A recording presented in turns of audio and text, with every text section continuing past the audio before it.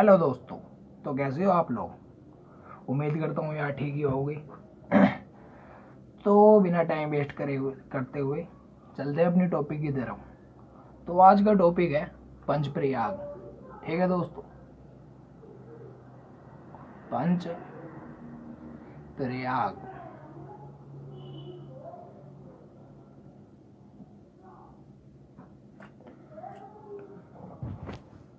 ठीक है दोस्तों, तो पंचप्रयाग के बारे में आज मैं आपको बताऊंगा।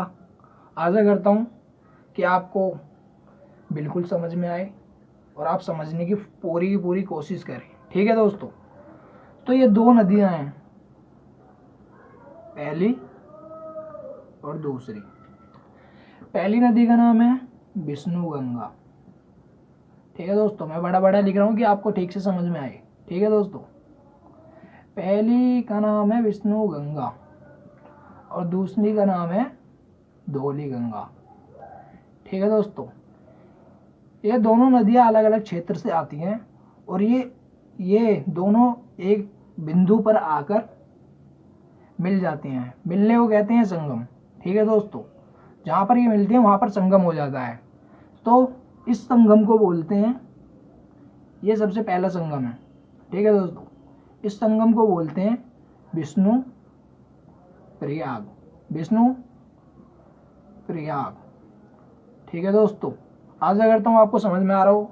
और दोस्तों, मेरी वीडियो को पूरा देखो, जब भी आपको ठीक से समझ में आएगा।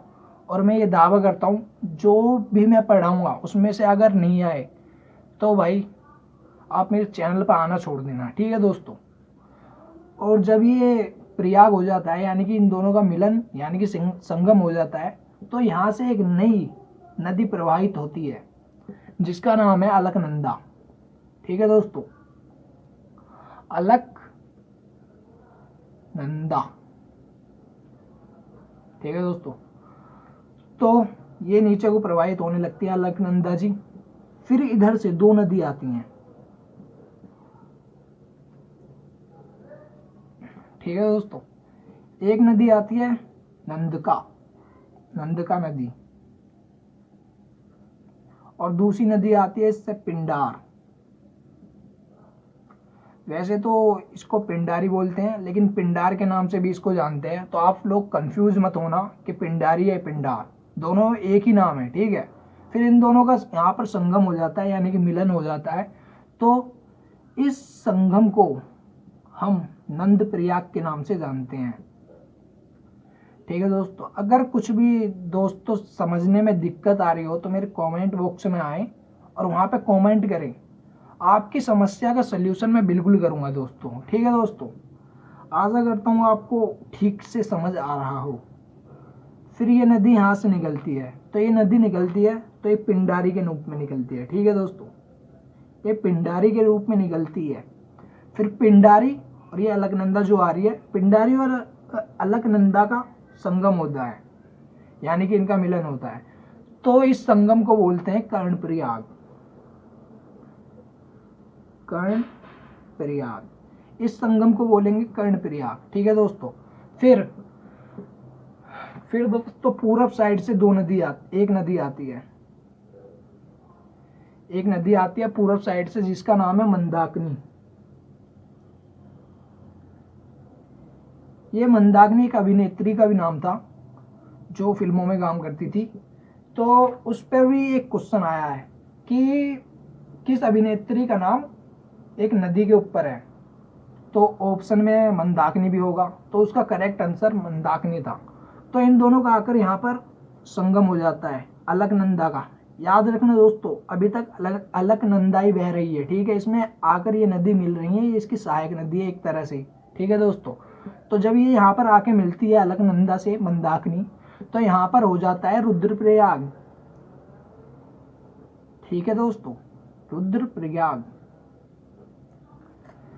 फिर जब रुद्रप्रयाग हो जाता है फिर ये नीचे चलती है। लेकिन इससे पहले एक मोस्ट इंपोर्टेंट क्वेश्चन आपको और बता देता हूँ कि उसमें पेपर में ये भी पूछ सकता है मंदाकिनी नदी के किनारे कौन सा शहर बसा हुआ है।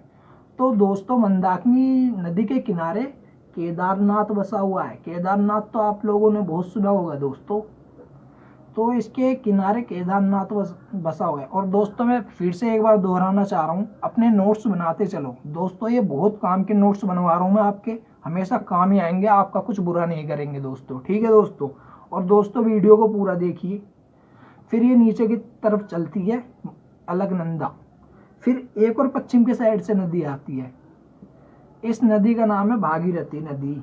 भागीरथी तो आपने सुना होगा, जिन्होंने गंगा जी को धरती पर उतारा था तो उनके नाम पे एक भागीरथी नदी का उद्गम हुआ। तो ये भागीरथी नदी अलकनंदा में आकर मिलती है, और अलकनंदा में आके मिलने के बाद तो यहाँ पर हो जाता है, जब ये भागीरथी अलकनंदा से संगम होता है तो इस संगम को बोलते हैं देवप्रयाग। एक क्वेश्चन और इम्पोर्टेंट दोस्तों, फिर क्या नाम है भागीरथी नदी, क्वेश्चन पेपर में यही पूछ सकता है कि भागीरथी नदी के तट पर कौन सा शहर बसा हुआ है। तो दोस्तों एक ही शहर है, बद्रीनाथ। बद्रीनाथ तो आपने सुना ही होगा, बद्रीनाथ नाम की एक मूवी भी आई थी, आप लोगों ने देखी हो शायद। जब ये यहाँ पर मिल जाती है तो यहाँ पर अलकनंदा का अंत हो जाता है, फिर ये देवप्रयाग से गंगा नदी प्रारंभ हो जाती है। ठीक है दोस्तों, बस आज की वीडियो में इतना ही। अगला कॉन्सेप्ट मैं नदियों का और करवाऊंगा। अगली नदी के बारे में मैं आप अभी बताना चाह रहा हूँ कि कौन सा कॉन्सेप्ट रहेगा अगली नदी का। अगली नदी का गंगा नदी का रहेगा। अगर दोस्तों कुछ गलती हुई हो बताने में तो दोस्तों माफ़ करना।